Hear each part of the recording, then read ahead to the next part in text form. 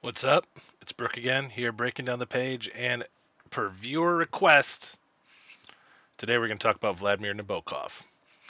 But I did want to say, I did find, if you checked out my Robert E. Howard video, I did find my collection of Conan the Barbarian, Conan the Cimmerian. And it is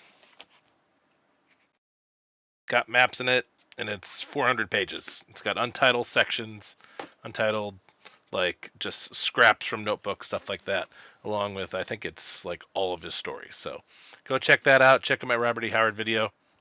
If you like the content, of course, the regular plug, like and subscribe, comment. Tell me what you'd like me to talk about in future videos.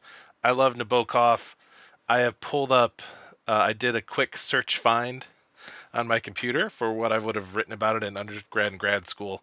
And unfortunately for me, I interviewed or at least I mentioned him. It's not unfortunate that I interviewed Scott McCloud and Art Spiegelman. It's unfortunate for me searching that I must have mentioned Nabokov, name dropped him in the interview because I had all these copies of the interviews from 15 years ago all show up. Unfortunately, I can't find my copies of Mary. I can't find my copies of the I. I've moved since grad school. What I did grab and highlight, I got Despair, which I don't plan to read out of. I've got King, Queen, Knave. I pulled out some sections. I have Enchanter. No, that was Speak Memory. Which, if you want to know about his life, this is more or less like an autobiography. I got the Enchanter, and I have several other that are right here on my shelf. I just didn't plan on reading from them. Um, But here to start, I just pulled up the Wikipedia page, and I can tell you a little bit of stuff that I find interesting, stuff that I remember. Apparently, I did like a 40-minute oral presentation on him and his writing. I'm going to share the bibliography. I'll put that up on my locals, and I'll probably be putting a lot of these papers up on my locals. I'm going to read through some of the stuff I wrote in grad school that will highlight a few of the things I'm going to also bring up in the text. So, first book is Mary, and to an extent, I want to say the Enchanter is kind of a promo work that he did before writing Mary. And also, these first books, just so you know, Mary through the Gift, are all written in Russian. And at that point is after that, in the Gift, which I've only started. The Gift is like a love letter to Russian authors. So he wrote first half of his books or whatever in Russian. He had immigrated, I think, into Germany, and then like England is where he went to school, and then to the U.S. where he also taught and worked on Lolita and his other books, and he was there. I've tried to collect all the books. I just don't even know where they all are. I don't have. I at least had all of the Russian books, and I was reading them in order, which is why I never got to the Gift. But the Gift is unique because it's kind of like an homage or a pastiche to other Russian authors, Dostoevsky, Chekhov, any authors that he would have read. He kind of, best I understand it, as it was explained to me when I was in school, he writes sections of the book in a stylized parody of their work, and parody just in so much as Chekhov would make his sentences paragraphs. He'd write them in a certain way. Nabokov would try to emulate that. We typically just think of parodies as making a funny version of like a song. Weird Al, known for parodies, but parody doesn't have to be funny. It's just this, you can do it stylistically.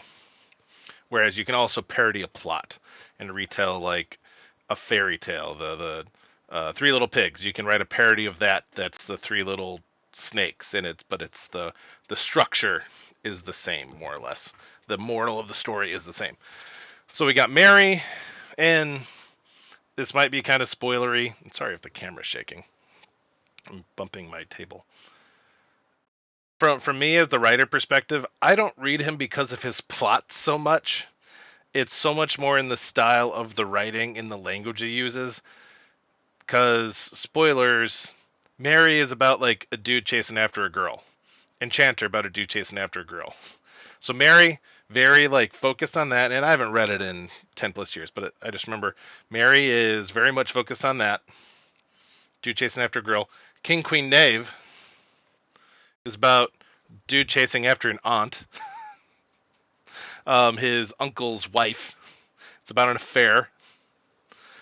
The defense is quite a bit different. I was never assigned to read the defense. I did read Mary in a class and Enchanter in a class, King Queen Knave, at least sections of that in a class, and the Eye read in a class and compared. And the Eye starts with a dude getting caught in the middle of an affair, and I remember I wish I had my copy because the way he describes like the guy's getting chased around by like the husband or whatever with like a cane, and the way Nabokov describes the dude's hands, like he made like a star with his hands over his head. Like I just remember I was like, that's an awesome way to write that. Go check out the name that happened. The Eye that happens in the first like 10 pages, and I want to say the structure of it.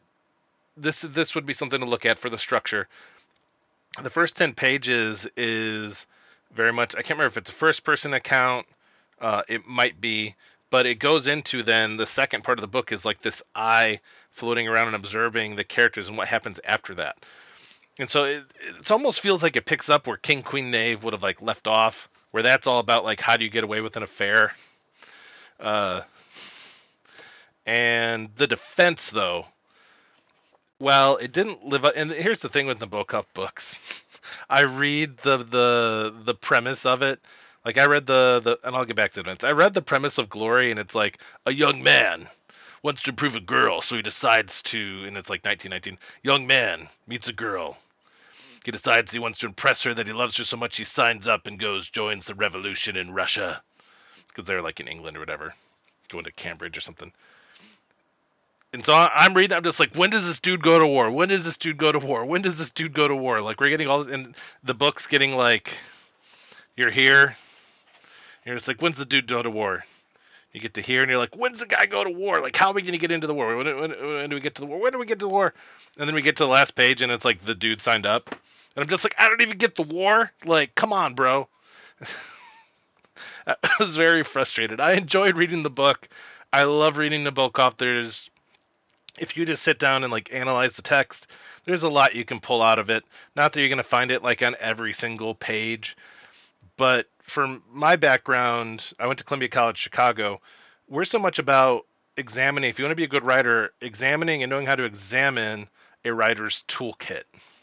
So what is he doing on the page, and how is what he's conveying coming across? How am I picturing it in my mind? Having absolute control over what I see in my mind, and understanding how an author navigates the spaces in my mind as I am picturing what's in the book.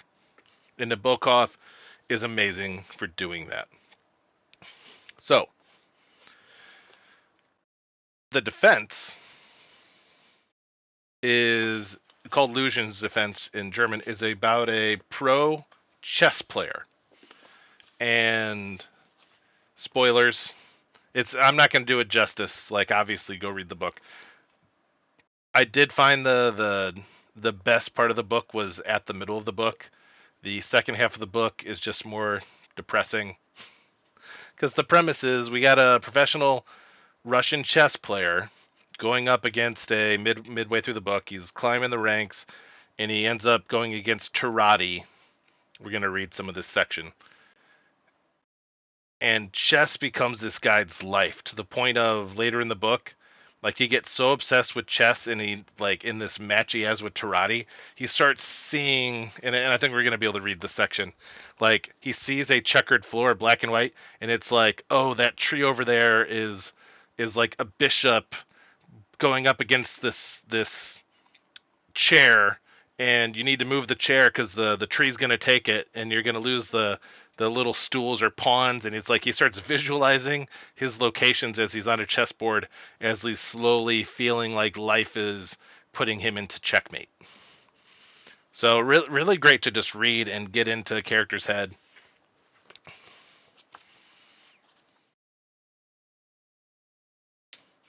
All right, let's get into this. Lucian awoke fully dressed, even wearing his overcoat. He looked at his watch, rose hastily, and put on his hat, which had been lying in the middle of the room. At this point he recollected himself and looked around the room, trying to understand what exactly he had slept on. His bed was unrumpled, and the velvet of the couch was completely smooth. The only thing he knew for sure was that from time immemorial he had been playing chess, and in the darkness of his memory, As in two mirrors reflecting a candle, there was only a vista of converging lights, with Lucian sitting at a chessboard, and Lucian at a chessboard, only smaller, and then smaller still, and so on in an infinity of times. But he was late. He was late, and he had to hurry. He swiftly opened the door and stopped in bewilderment.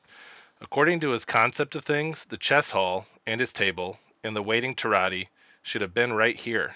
Instead of this, he saw an empty corridor and a staircase beyond it. Suddenly, from that direction, from the stairs, appeared a swiftly running little man who had caught sight of Lucian and spread out his hands. I never think of the term just spreading out someone's hands. I always think of like moving their arms. I'll describe what they're doing with the arms, but to spread the hands, the things you learn. It's very simple. And I'm just, Maestro, he exclaimed. What is this? They are waiting for you. They are waiting for you, Maestro. I telephoned you 3 times and they said you didn't answer their knocks. Signor Tarati has been at his post a long time. They removed it, said Lucian sourly, pointing to the empty corridor with his cane. How was I to know that everything would be removed? If you don't feel well, began the little man, looking sadly at Lucian's pale, glistening face. Well, take me there, cried Lucian in a shrill voice, and banged his cane on the floor. Sorry, I'm just noticing. I suppose I should have got out my camera. There's like no paragraph breaks. Like, these are just the next 2 pages. No paragraph breaks. We go a little bit farther. Like, there's no paragraph breaks for the dialogue. They're just inside we get a paragraph break on the next page. I haven't read this in forever. And there's chapter 9, 2 pages, no paragraphs. We get 2 paragraphs on page 148. But I'm just flipping pages. Stylistically, he doesn't have paragraphs. And so think about this. When you are writing, there is long paragraphs can very easily create a sense of anxiety for readers, just like a long chapter or a long sentence.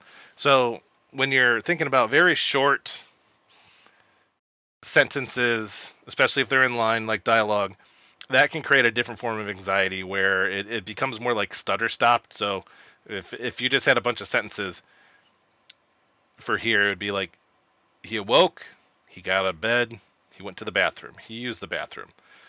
And you're never really getting full momentum in the mindset of the reader, where it's kind of start, stop, start, stop, start, stop. Whereas you should have a decent mix of middle length sentences, 20 words. You could have some that are 40, and then you have a few that are like 5 to 10. And you want to mix up your pages, because especially when you get, and so the stutter stop, that can get exhausting, where you feel like you're not getting anywhere as a reader. But if they're really long, you can start exhausting your reader. And if you have your characters that are getting exhausted, like Lucian is constantly exhausted, you will pass that along to your reader, which you can do intentionally, but it's not necessarily the best thing to do, because you don't want exhausted readers, because they may not want to pick up your book. They'll just be like, oh, it's so exhausting to read that. I don't want to. It's like physically draining, as opposed to like, do you want to go back to watching something emotionally draining? I've been rewatching Full Metal Alchemist Brotherhood, which I was reading that as it was coming out, and my wife was just listening while she was working in the next room, and she just hears the sad music, she hears the people crying, because man, some of those episodes are rough. Like, if you want some good peak fiction with awesome fighting scenes, but just like pure drama, go read Full Metal Alchemist. Go watch Full Metal Alchemist. The premise being 2 boys using a power called alchemy try to bring their mother back from the dead. Fails, and one of them ends up losing their body, and he gets his soul stuck onto a suit of armor. The other guy loses the other brother, and they're like 14 and 16. Lost his leg and lost his arm, and so in that process of saving his younger brother. And the goal of the story, what's the goal of the story? To get their bodies back. And it's kind of a World War I era. It's very much a Nabokov type era, because he writes a lot about World War I kind of era Germany, 19-teens, 1920s. Go check it out. I recommend it. Amazing storytelling and overall plot structure. All right, I'm going to jump ahead as I digress. So Tarati and Lucian are at the table.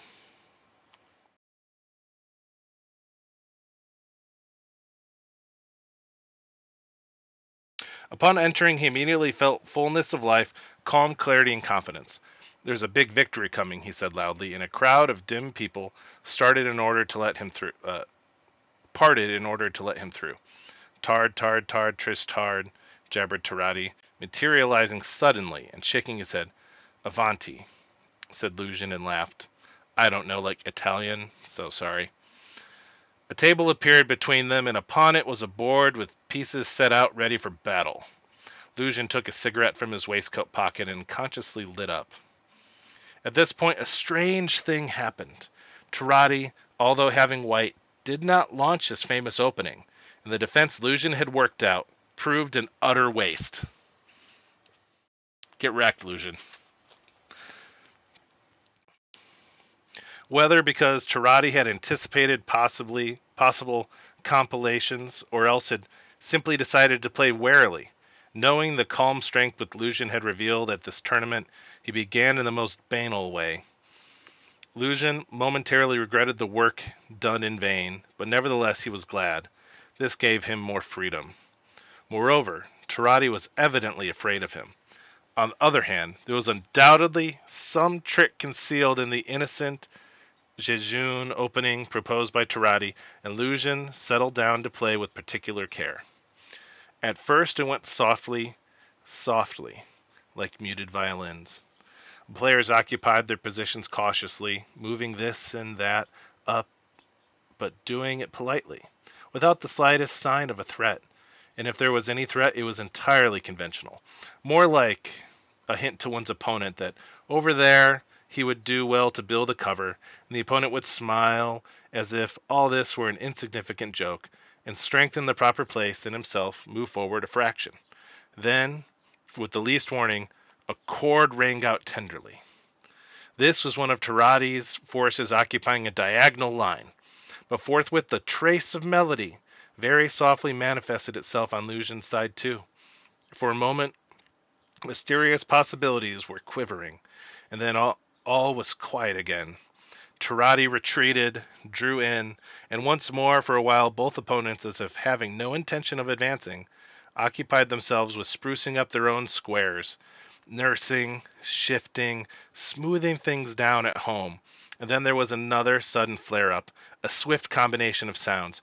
Two small forces collided, and both were immediately swept away.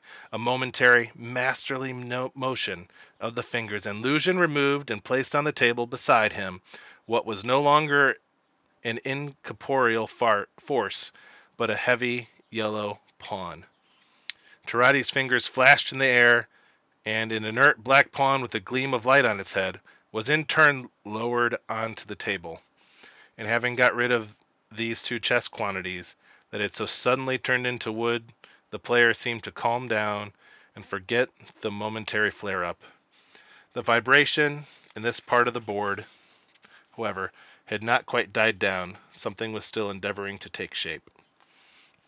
But these sounds did not succeed in establishing the desired relationship.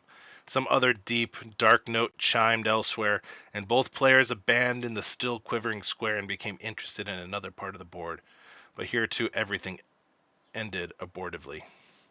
The weightiest elements on the board called to one another several times with trumpet voices, and again there was an exchange, and again two chess forces were transformed into carved, brightly lacquered dummies. And then there was a long, long interval of thought, during which Lucian bred from one spot on the board and lost a dozen illusionary games in succession, and then little fingers groped for and found a bewitching, brittle, crystalline combination, which, with a gentle tinkle, disintegrated at Tarati's first reply. I'm going to jump down a little. Actually, no, we're getting to what I want to get to. But neither was Tarati able to do anything after that, and playing for time is merciless in the universe of chess. Both opponents repeated the same two moves, threat and defense, but meanwhile both kept thinking of a most tricky conceit. They had nothing in common with these mechanical moves. and Tarati finally decided on this combination. And immediately, a kind of music tempest overwhelmed the board, and Lucian searched stubbornly in it for the tiny, clear note that he needed in order, in his turn, to swell it out into a thunderous harmony. Now everything on the board breathed with life. Everything was concentrated on a single idea, was rolled up tighter and tighter. For a moment, the disappearance of two pieces eased the situation, and then again, agitato. Lucian's thought roamed through entrancing and terrible labyrinths, meeting there now, and then the anxious thought of Tarati, who sought the same thing as he, both realizing simultaneously that White was not destined to develop his scheme any further, that he was on the brink of losing rhythm. Tarati hastened to propose an exchange, and the number of forces on the board was again reduced.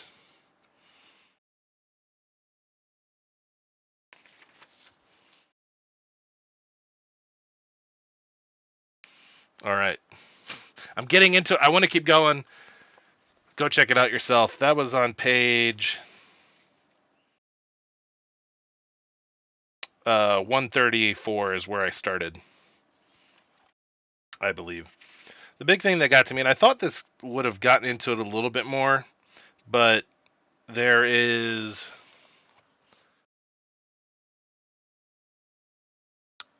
he likes to establish this relationship of sound with the events happening on the board, and Nabokov really likes synesthetic things. So looking at a sound that someone hears in like color. So when someone like hears a certain pitch, like drop C, they hear brown, or they hear like F sharp, they picture like red. And this is something that comes up across multiple of his books.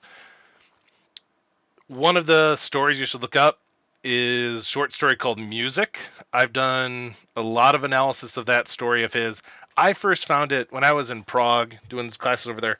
I found the short story without the author written on it. It just said music, and then it was a short story. And I read it, and it just blew my mind.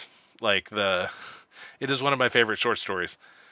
And it took me years to figure out who the author was. Like I tried Googling, and there wasn't a whole ton of. This was like 2008, 2007.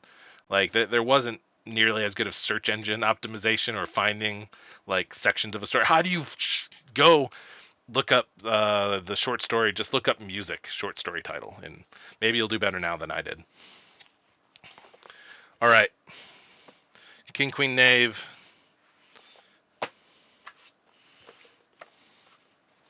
So at the beginning, I want to read so much from King Queen Knave. I'll just do the. Let me just put it this way. Opening sequence of King Queen Knave is masterful.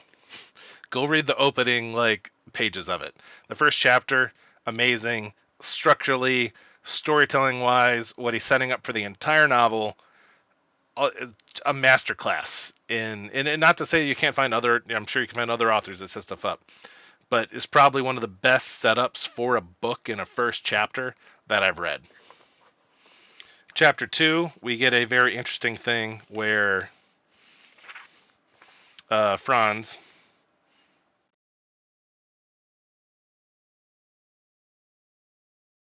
he wakes up and he had like some water and he thought he was going to spill it and he ends up dropping his glasses, or they fall and he breaks his glasses. So we just get the sequence of what's it like to go explore. He's just landed in like Berlin, or landed. He took a train from the countryside into Berlin. He's supposed to work for his uncle at a tie shop. Tie as in necktie, not a. He's not making peanut sauce. I love peanut sauce though.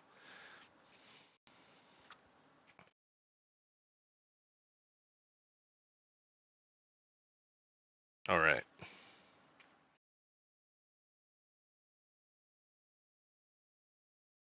So his glasses are broken, and here this is how Nabokov gives us just pictures of him going around outside.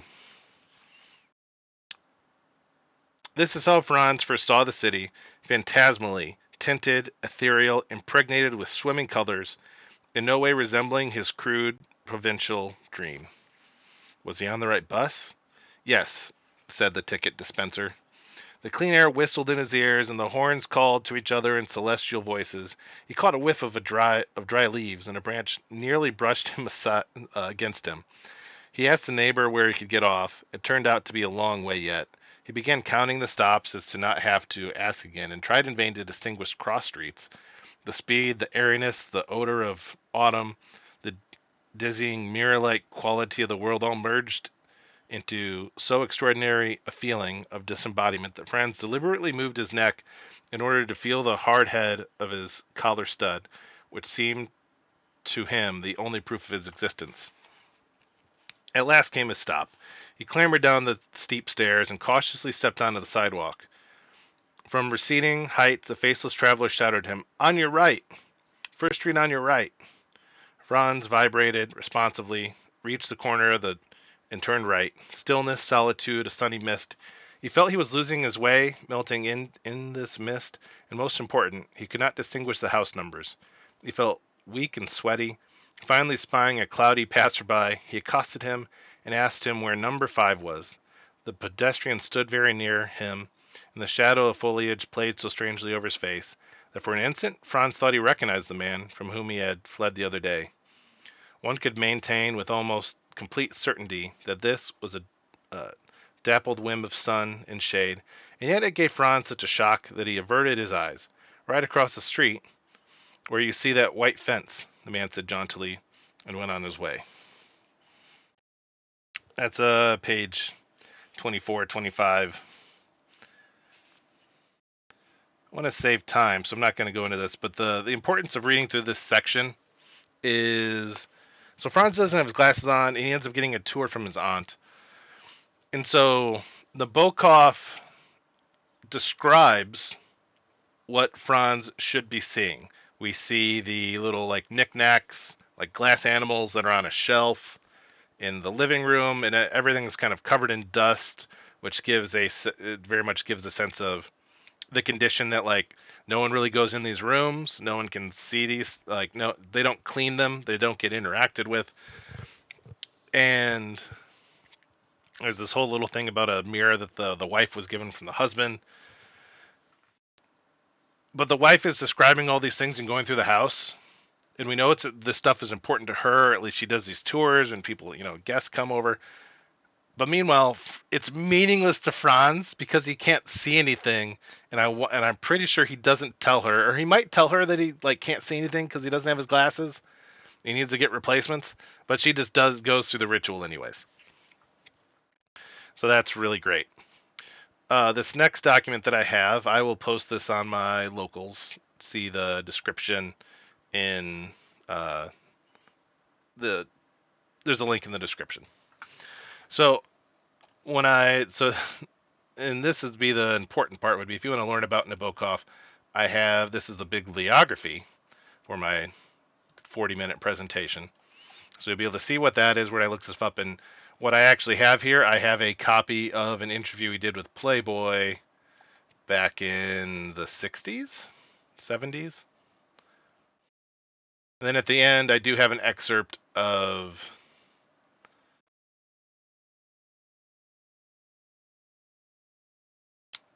Good Readers, Good Writers, which I have a video about that. Go check that video out. I got a little bit of a journal here. I'm going to talk about some of the stuff I covered. This is from some of my practice teaching classes. Last fall, I read Nabokov and Andy Allegretti's CRW Critical Reading and Writing Novelist class, and my eyes were open to what objects can do in a story and what they can really tell about places and the people who fill them and how they connect both. One of the biggest for me was when Martha and Dreyer, I believe it was them, were having a conversation over the phone, and in one line, this is I think chapter 7 of the book, in one line, we are in the room with Martha, and instantaneously Nabokov travels with us through the phone line to Dreyer's side and join him in a new, unexplored place. I had an epiphany as I reached into my pocket to pull out my keys and unlock my room when I was in Prague. I turned on the hall light and thrust my hand forward, or toward the bottom of my pocket. So this is me writing about myself, the part of the journal. As my fingers wrapped on my keys, the idea of objects and stories in life completely expanded to a whole new level or reality. I grabbed my wallet out of my other pocket and looked at the two. What did every object on my person say about me as a character? What objects do I usually keep on my person? What usual things do my characters have with them at all times? At that moment, I had a key to the front door of the pension, one from my apartment, a keychain from one one-time female friend that she brought to me when I was in Barcelona. And for some reason, even though we weren't friends anymore, by her opinion and decision, I still kept it on my keychain, as well as Western Michigan keychain that my sister gave me a few years ago. Keys are specific objects of physical relation, and I'm going to go ahead and guess that most keychains are objects of emotional relations and ties. You pick them up because you're somewhere special or represent a special relationship with a person or place. I have novel length material that I could expand off of by simply using the Barcelona keychain in a story. So I go into that. I'll need to read through this again and probably will post this up on locals for a locals only thing, as well as another thing about King Queen Knave. And then I wrote an essay, which is 8 pages, um, talking about that scene in Nabokov, and in particular about how he goes about his order of how he paints pictures with words, so to speak. A painting is worth 1,000 words, and I go through. I suppose that the question to follow such a statement would have to be something along the lines of, which 1,000 words should I use to best describe it? Best describe the painting. Words flow from our mouths to many places, such as to one's ears or onto recording devices, but the sound themselves will simply fade away as the atoms and molecules that were vibrating and reverberating slow down and once again reach their natural molecular speeds of existence. The words that flow from our hands, however, may be kept for posterity, but as the paints on a canvas also remain over the passage of time. I feel like I was trying too hard in that first paragraph, but you can tell me in the comments. And then I have a 21-page paper about reading King Queen Knave. At a glance at the opening chapter of Nabokov's first novels. So, looks like I'm comparing Mary with King Queen Knave, The Defense, and The Eye, and sections of Enchanter, Lolita, and Even Speak Memory. Because I'm sure I was asked to just talk about his first novel, and I'm just like, I want to compare 5 of them because I'm ADHD and don't know how to control myself sometimes. And I get excited, and I just want to man, I want to understand this to the nth degree. I want to be better at this than everyone else. And everyone else just turns in a paper, and I'm just like, here's 20 pages, teacher, let's go. Because I was so excited about Nabokov. I went and read, when someone told me the premise of The Defense, I was like, I want to reread about a chess dude. And I read that section out loud, and I'm sure reading it silently probably doesn't. You're not going to get quite the same effect as when you read it out loud. It comes to life. It really made me think about watching Hajime no Ippo, which is or reading it, a boxing manga, but it also has an anime where it's boxing is, it's, you got all the visuals of the fighting. I wrote some kind of boxing stuff recently in this last week, at least some fist to fist fighting, fisticuffs between some vigilantes and criminals, stuff like that, in the current novel stuff I'm doing. But man, that chess match, I was invested in that chess match. I'm following the characters around. We're so ingrained in Nabokov's, or in Luzhin's mind, and Nabokov is just feeding us this just amazing narrative about a freaking chess game. Who gets excited about chess? Well, Nabokov does, Luzhin does, Tarati does, and now I do. I just wanted to keep reading because it was just really coming off the page. I could, one of the things when you're reading is, when you're going to read stuff out loud, is letting the voice on the page come into your own voice.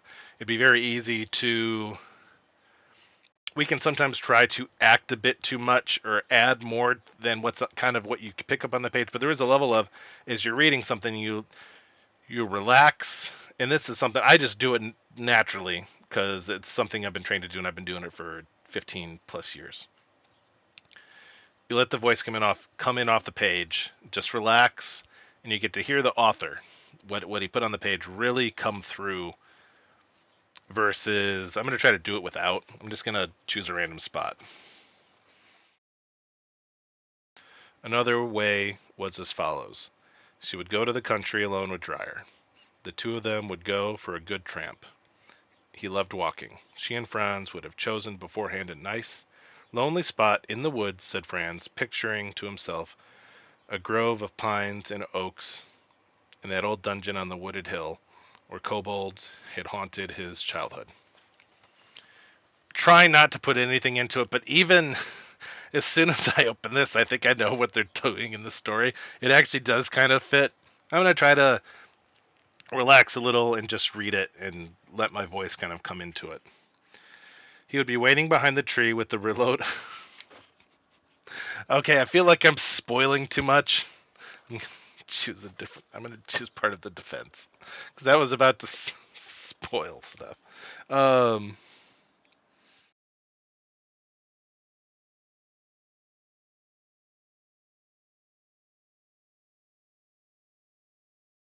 right, I'll go back to where I was.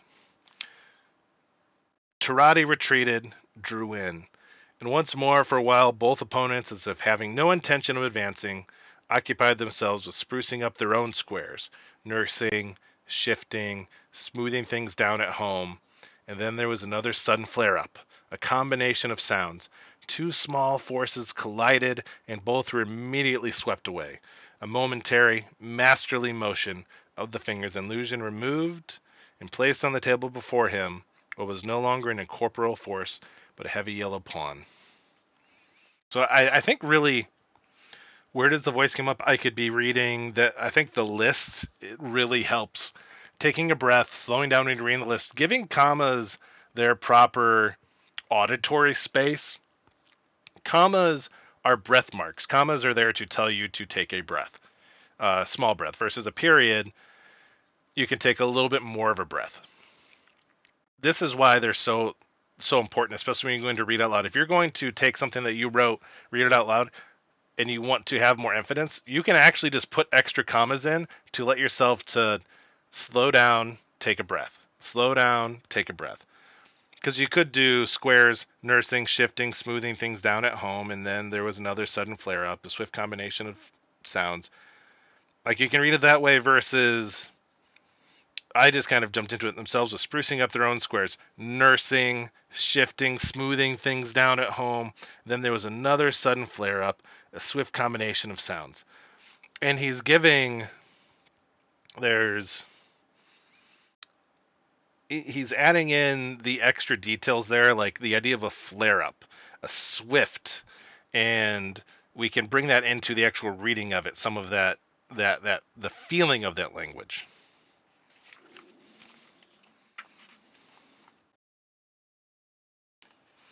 And Tarati finally decided on his combination, and immediately a kind of musical tempest overwhelmed the board, and Lucian searched stubbornly in it for the tiny, clear note that he needed in order, in his turn, to swell it out into a thunderous harmony. All right.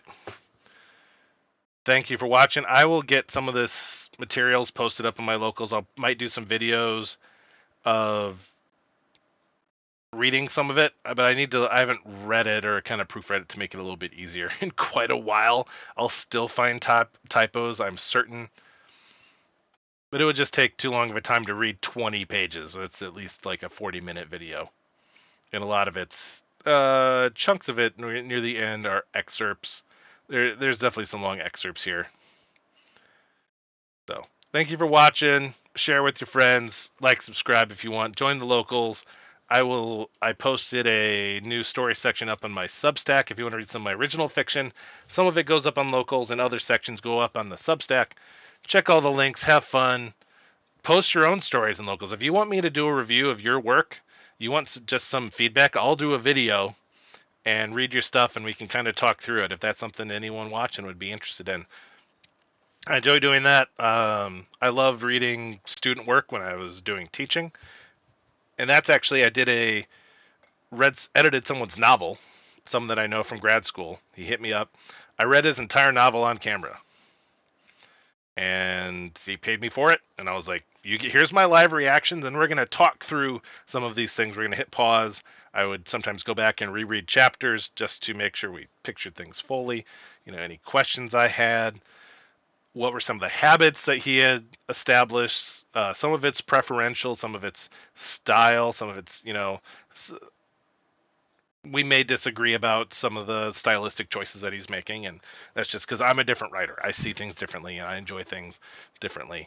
I can still respect that stuff's working. I just might think might work better if you do it this way, and that's where it's, typically if I get that feedback, I'll go rewrite something, then I'll compare the two versions. So anyways, thank you for watching.